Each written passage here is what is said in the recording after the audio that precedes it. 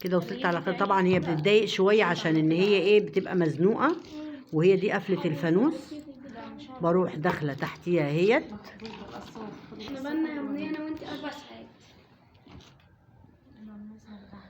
اهو.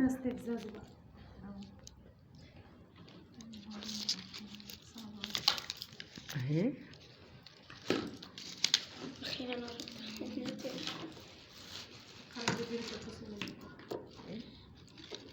اهي دخلتها اهيت، وهروح طالعه على اول خرزه زي ما اتعودنا اللي هي الاولانيه عشان اطلع السطر الجديد.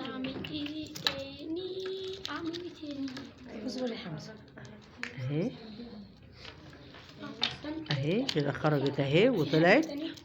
ماشي، اصبح كده معايا 1 2 3 خرزات، وانا عايزاهم 4 اللي هو السطر قلنا الرباعي اهو. ونروح حاطينها هنا كده الخرزايه، وهنقعد كده. خلاص كده يعتبر الفانوس اهو كده خلص. طبعا الدور الاولاني ده عايزاه تبقى احمر، عايزاه حسب اللي انت الالوان اللي هي تعجبك. هنروح حاطين هنا عشان نعمل الايد بتاع الفانوس 2 احمر، 1 ابيض، ونروح نحط الحلقه بتاع الميداليه، واحط 2 احمر تاني.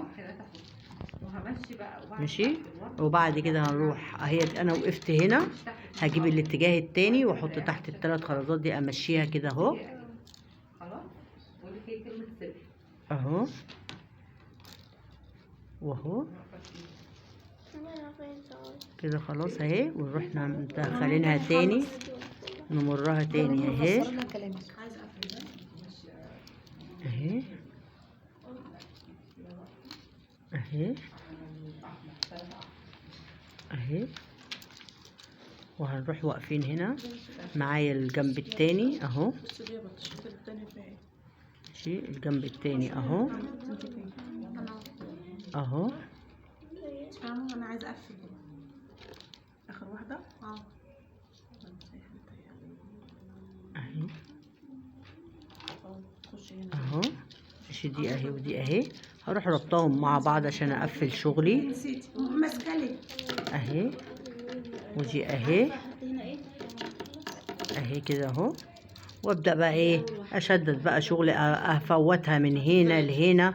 اهم حاجه ان هو قانوسي اهو خلص اهي. اما بالنسبه للخيط ده بلف بيه، المفروض ان انت تحطي دي مكان دي ودي مكان دي، بلف بيه او اطلع بيه من هنا اهي تاني عشان اثبت الايد واجمدها قوي اهي. طالما معايا فتله ايه بزياده اهي. المفروض كده تبقى باكي ايه عدد الامتار بتاع الفانوس؟ المفروض عدد الامتار الفانوس 2.5 متر، بس هي قصتها كبيره شويه. ماشي، فجت معاها بزياده. برضه المفروض ان الزياده دي برضه هتهدر معانا بعد كده. ايوه، ما هي بتهدر معانا، فهي بقى اللي قصت ايه تمام. عملت شويه اهو. بمشي بقى الخيطه زي ما بس بمشيها. انا متهيألي ان المترين ونص دولت برضه بالزياده يعني. ايوه المترين ونص برضه بالزياده عشان افضل ان انا ايه اثبت شغلي جامد اهو. ما هي اهي عايزه الفيها كده. بعد كده خلاص بمسك القصافه واروح مشطبه شغلي اهو اهو. وكده اصبح الفانوس ايه كمل تمام. طبعا وحده الاضاءه اللي فيه اهي احنا كنا مركبينها من الاول اهيت اهي. بدا ادي الفانوس الميداليه وجماله. وكل سنه وانتم طيبين. تحفه، وتسلم ايديكي يا الله استاذه، يسلم. ونورتينا طبعا.